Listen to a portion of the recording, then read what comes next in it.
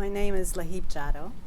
I'm an artist who has lived in Lubbock for 40 years.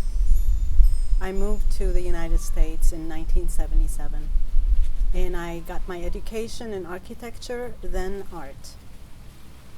In this exhibition, I have 8 pieces. These 8 pieces stretch about 15 years. This is the first time that I have wood burning, paintings, and sculptures in the same exhibition. The paintings are telling a story, a narrative about what was happening at that moment. Why was my grandmother sitting with those boys? And I've written the narrative on the painting. But the sculptures are a bit more whimsical. They're more fantasy. Early this year, I was tired of what I did. And I thought, why don't I do something that gives me a lot of joy? So I started making these textile sculptures using all the stuff I've collected over the years in terms of satins and velvets and beads.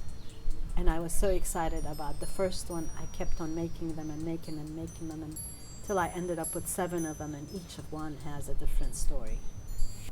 These women are generic women, you might say. They're not specific women, but because I was raised in a culture in the 50s and 60s of Baghdad and Kirkuk, these women were the women I spent time with. They are my aunts, they are my cousins. As I led my life out of that world and into this place, half the people from those narratives are gone. They're not around anymore. So they only live in my memory and in what I write about them, in what I paint about them, and in what I sculpt about them. So that becomes the cultural heritage that I have of my people.